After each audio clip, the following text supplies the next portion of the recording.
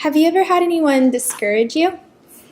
Yes, and this is a topic I feel very passionate about because I think artists and young entrepreneurial types have to be especially careful about who they listen to.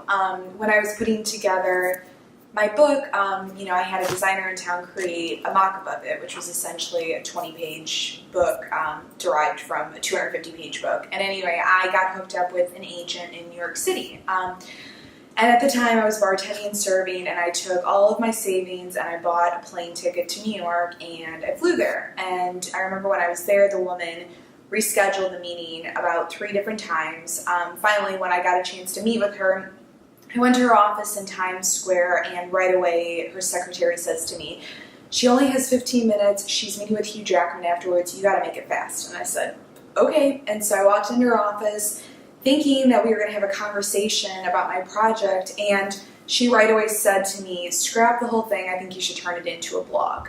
I don't think this is book worthy." And I remember walking outside and bursting into tears and crying in the middle of Times Square and just thinking, oh my God, I just wasted 2 years of my life.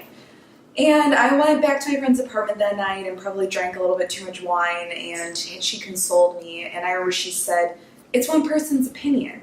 This might be a literary agent in New York, but who cares? Why don't you go around and you try to find some other publishers or some other agents?" And I always think back on that moment because there's so many people that are so quick to squash other people's dreams and act like they are an authority. And the truth is, you never know. I mean, a country music singer that I used to hang out with all the time in East Nashville, Margot Price, she recently blew up. And I remember years ago, no one ever thought that her band would ever do anything. And now she's like at the top of her game and breaking records. So I think for people to say that for sure someone has no talent or they don't have any sort of longevity as far as their career goes, I just don't think that's true. And I think that you always have to just stay true to your inner compass and just stick to what you believe in.